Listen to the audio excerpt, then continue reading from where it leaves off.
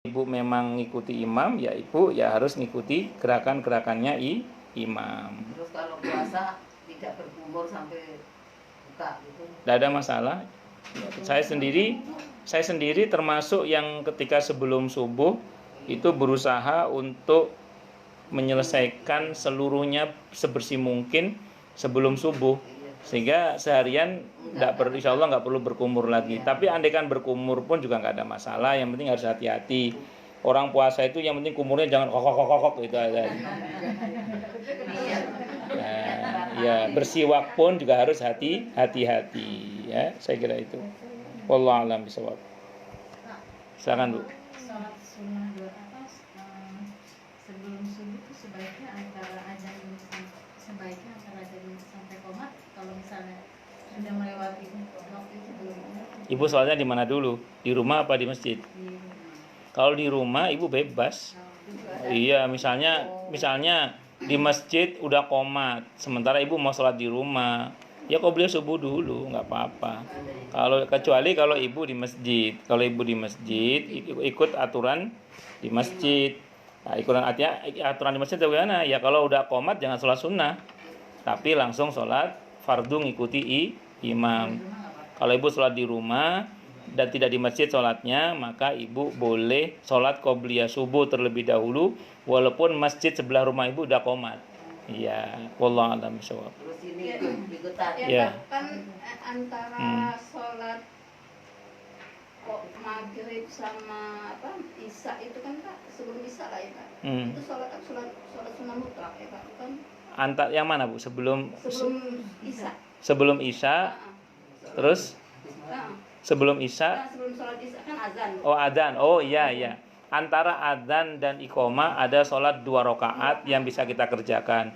Itu sholat sunnah mutlak, ya.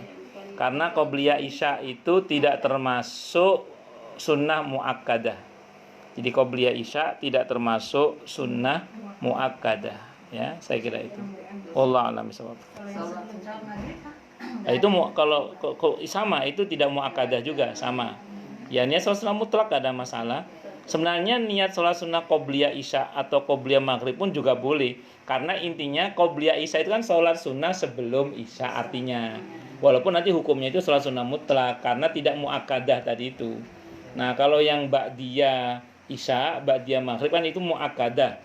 Karena muakkadah maka disebut dengan sholat sunnah rawatib namanya. Sholat sunnah rawatib. Tapi kalau untuk yang qobliyah ba'diyah, qobliyah maghrib, qobliyah isya itu karena tidak masuk dalam daftar yang muakkadah, maka biasanya itu disebut dengan sholat sunnah mutlak. Walaupun andaikan dengan niat qobliyah juga nggak apa-apa, karena qobliyah itu apa sih? Sholat sebelum. Ya, saya sholat sunnah dan antara adzan dan iqomah itu sebelum kan, jadi nggak ada masalah juga sebenarnya.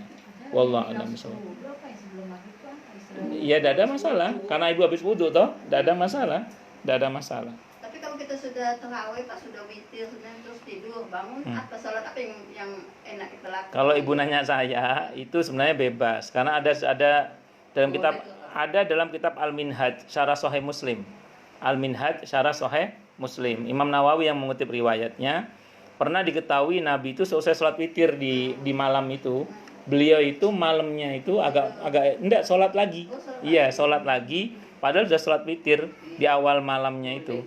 Menunjukkan bahwa sholat lagi setelah sholat witir di awal malam itu boleh, tidak ada masalah. Yang nggak boleh itu adalah witir 2 kali. La witroni fi lailatin. Itu seperti itu. Adapun mengenai hadis bahwa Nabi di dalam maupun di luar bulan Ramadan tidak pernah lebih dari 11 rakaat, itu kan satu hadis dari sekian banyak hadis. Kalau kita konfirmasi ke hadis-hadis yang lain yang juga tidak kalah sahihnya, itu Nabi kalau dihitung-hitung sering loh rakaatnya lebih dari 11. Seperti misalnya ini contoh tadi hadis Sahih Muslim tadi misalnya, bahwa Nabi pernah diketahui selesai sholat witir itu Nabi masih nambah sholat lagi, berarti kan lebih satu. Atau yang kedua, ketika Nabi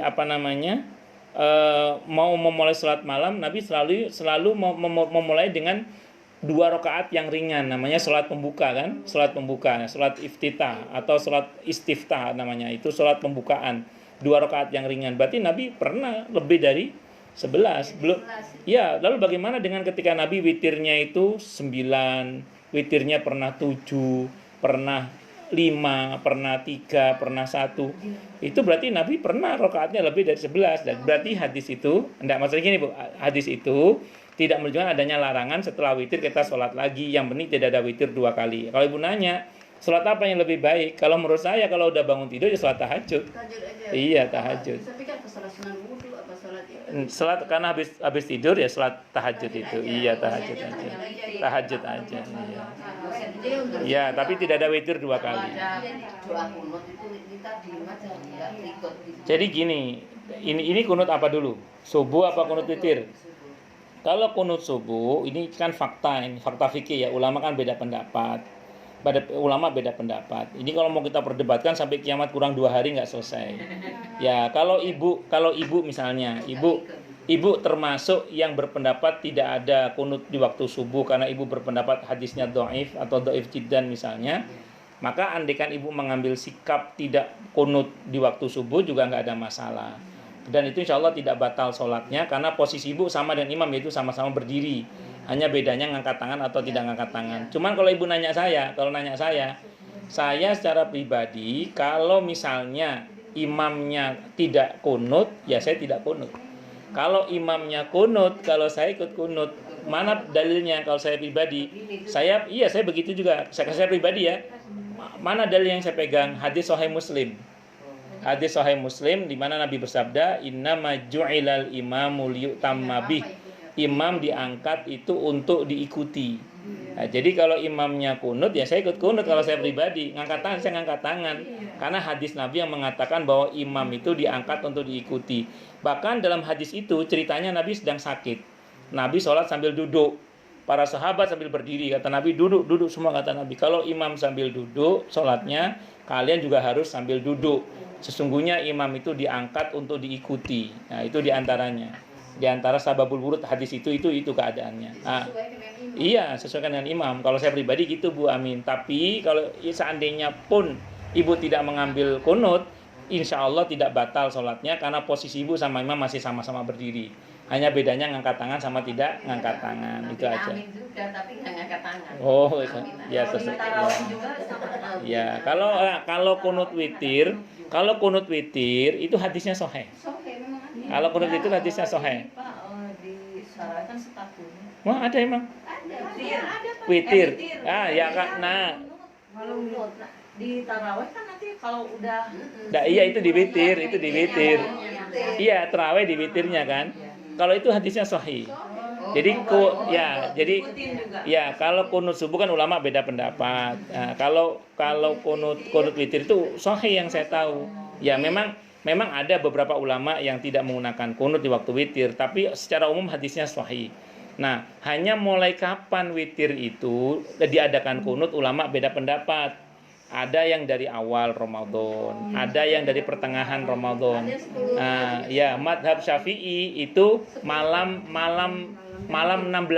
Nah, malam 16. Jadi 15 malam 16. Itu kalau dalam madhab Syafi'i. Ya sahih itu. Ya, cuman kapannya itu ulama beda pendapat. Wallahu a'lam bishawab. kalau kita mau mencapai rahmat Allah. Mencapai rahmat Allah itu gampang. Hindari murka Allah. Kalau kita tidak dimurkai oleh Allah, kita dirahmati oleh Allah. Nah, jadi caranya hindari murka Allah. Contoh, ibu mau bohong, terus karena bohong mengundang murka Allah nggak jadi deh. Nah, maka saat itu ibu dirahmati oleh Allah. Ibu mau menghiba, nggak jadi, ibu hindari riba. Saat itu juga ibu dirahmati oleh Allah. Jadi kalau ingin dirahmati oleh Allah, gampang hindari murka Allah. Terus namanya manusia kan kita pasti pernah berbuat salah Ustadz yang mengundang murka Allah. Gampang, segera taubat. Taubat itu juga bagian dari mengundang rahmat Allah. Saya kira itu. Banyak Bu. Pintu-pintu rahmat Allah itu banyak. Bukan cuma banyak sekali. Pokoknya kalau Allah nggak suka jangan dibuat aja. Betul. Itu rumusnya. Pasti dirahmati itu. Iya. Ridha Allah ridha Allah itu lebih tinggi lagi. Jadi kalau ingin dapat ridha Allah itu pakai rumus di Al-Fajr itu. Ya ayyatuhan nafsul mutmainnah irji'i ila rabbiki radiyatan mardiyah. Kita ridho dulu baru diridhoi. Artinya ridho itu bagaimana? Merasa puas dengan pemberian Allah, merasa puas dengan anugerah Allah. Namanya manusia pasti ada kurang-kurangnya, tapi kita mengedepankan puasnya dengan apa? Dengan bersyukur. Kalau kita rajin bersyukur, ridho dengan keputusan Allah, dengan sabar atau bersyukur, kalau kita ridho, maka Allah akan ridho kepada kita. Radiyatan mardiyah. Jadi iya. Kayaknya hanya sama yang lain, Pak. Hanya ridho Allah, bukan minta pahala, hanya minta ridho Allah gitu. Ya, di dalam ridho Allah itu ada pahala, karena pahala itu rahmat Allah. Sepaket dengan ridho Allah itu ya pahala dari Allah. Kenapa? Karena pahala itu adalah rahmat Allah. Kangen aja gitu. Kenapa? Ya, Ya Tuhan nafsul mutmainnah, irji'i ila rabbiki radiyatan mardiyah. Iya. Fadkhuli fi ibadi wadkhuli jannati. Ada lagi yang lain? Sebelum saya tutup. Al-Fajr. Ada lagi? Atau cukup? Jelas semua? Atau tidak jelas semua? Ayo nanya yang banyak. kadang-kadang susah nangkap dia cepat hilang. Zakat mal. Aku udah banyak harus dihabiskan. Setiap tahun mengeluarkan zakat. Harus dihabiskan apa bisa dikasihnya nanti? Bagus. Jadi gini. Ini rumus dasar dulu, Jadi zakatul mal itu kan zakat yang pendistribusiannya kalau bisa itu produktif dan atau solutif. Nah, karena orientasinya produktif dan atau solutif, maka dia tidak harus segera habis seketika.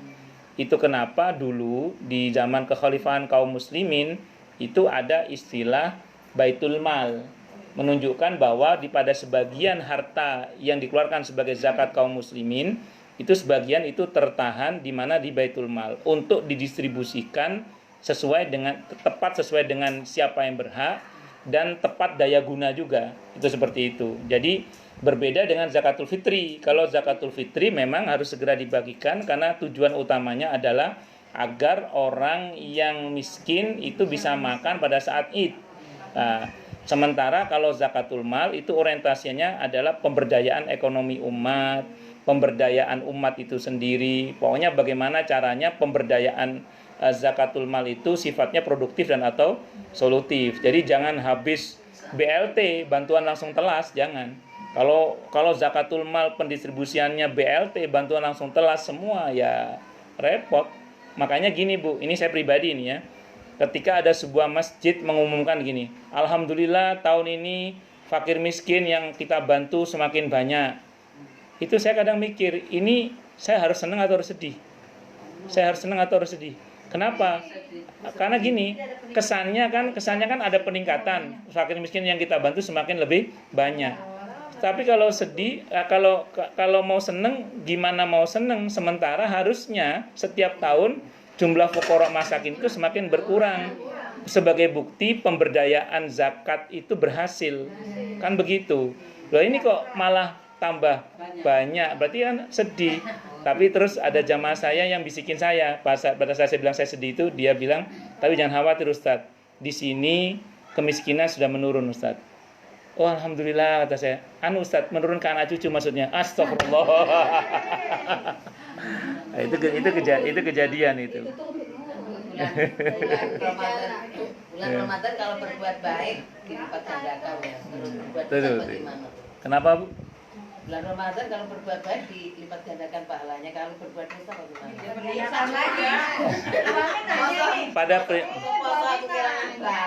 Pada prinsipnya, sependek yang saya ketahui ya, itu sependek yang saya ketahui ini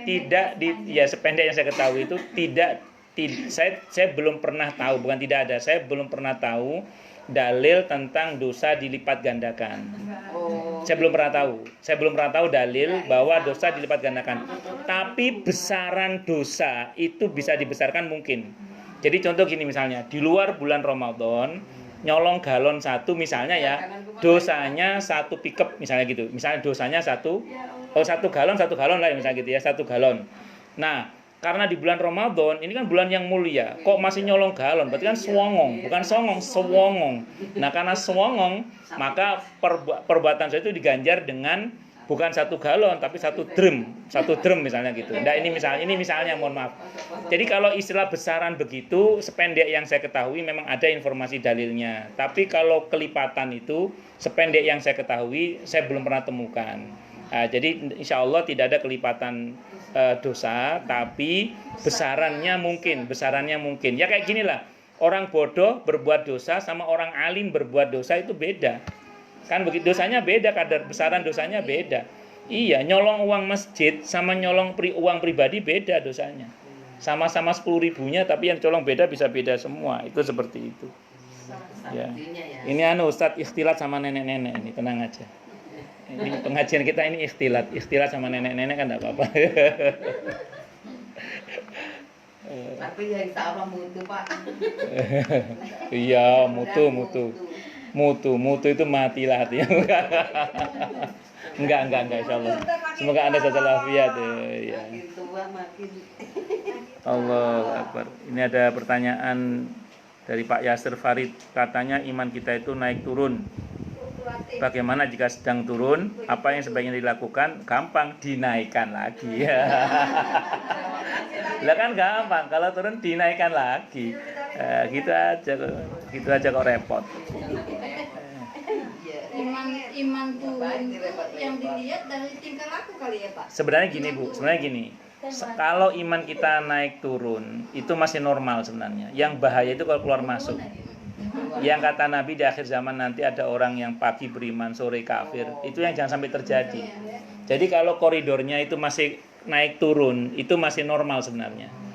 Nah, tapi kalau udah keluar masuk itu yang bahaya. Takutnya apa? Pas imannya keluar mati. Nauzubillah min syarri dzalik. Nah, kalau naik turun itu masih wajar, tapi jangan turun terus ya. Tapi keluar masuk juga sampai 3 kali, Pak. Enggak, kalau keluar, makanya saya bilang tadi kalau keluar masuk bahaya. Kalau sudah iman itu keluar masuk itu bahaya sudah. Tapi kalau naik turun itu masih aman lah insya Allah. Tapi jangan turun terus. Nah, dia dilihat dari tingkah laku kali. Salah satunya dari ya iman itu kan berbanding lurus dengan perbuatan. Iya. Nah, iman lurus sekarang kan tidaklah beriman dengan baik dan benar seseorang yang orang lain tidak merasa aman dari gangguan lisan dan tangannya kan. Itu seperti itu. Ya saya kira itu. Wallahu a'lam Tahu bishawab. diri kita sendiri. Ya. Tapi kadang-kadang tetangga juga tahu kalau kita lagi putus di mana. Katanya seujung lagi. Cukup dulu Bu ya. Oke. Ada. Baik, kita tutup kajian kita dengan ada lagi? Cukup ya? Kita tutup dengan hamdalah. Alhamdulillahirabbil alamin.